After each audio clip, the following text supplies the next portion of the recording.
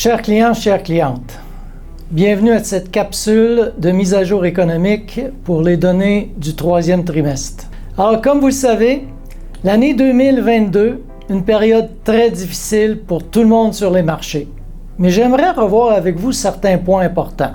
Après 8 mois de diminution, le mois de septembre a été particulièrement négatif. On a le creux des indices boursiers, les taux d'intérêt aux États-Unis qui sont à un sommet de plus de 12 ans, la valeur du dollar américain qui est à son plus haut depuis 1985.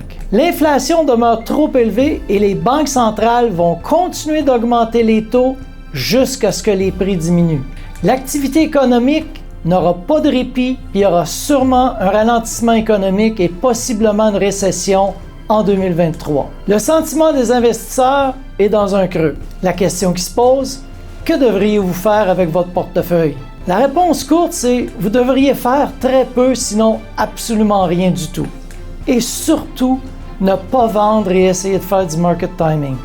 Pour ceux et celles qui ont des horizons de placement à long terme et qui ont des liquidités, c'est une opportunité à ne pas rater. Plusieurs titres se transigent présentement à des multiples très avantageux avec des dividendes qui avoisinent les 5 et 6 %. Souvenez-vous, les actions sont le seul bien que les gens ont peur d'acheter lorsqu'elles sont peu dispendieuses, mais ils se les arrachent lorsqu'elles sont très dispendieuses.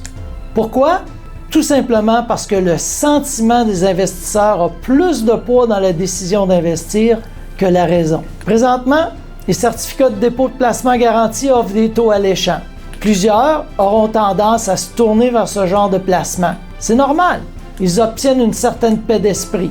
Par contre, les investisseurs aguerris, eux, ils vont profiter d'un dividende du même taux, un avantage fiscal relié au dividende et une croissance du capital à long terme qui surpassera de beaucoup le rendement des certificats de placement garanti.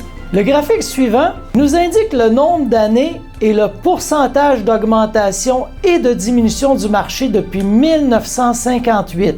Sans se perdre dans les détails, il est évident que les baisses sont beaucoup plus courtes et beaucoup moins prononcées que les hausses. Pourtant, les nouvelles sont toujours à leur apogée lorsqu'il y a des baisses de marché.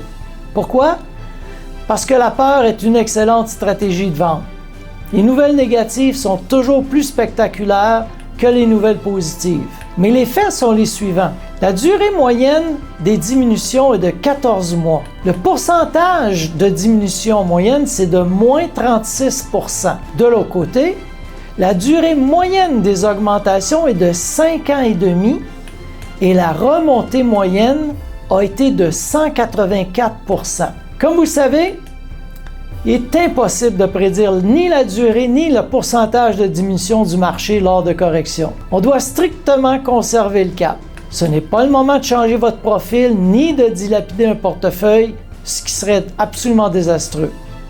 À ce sujet, je veux vous féliciter, car aucun client du groupe Turpin nous a demandé de vendre des titres à perte et encore moins de tout vendre leur portefeuille.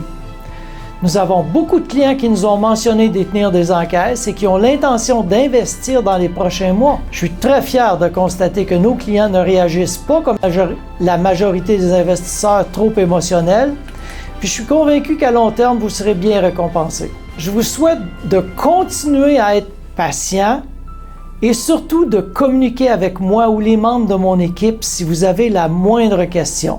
Nous sommes toujours disponibles. À bientôt.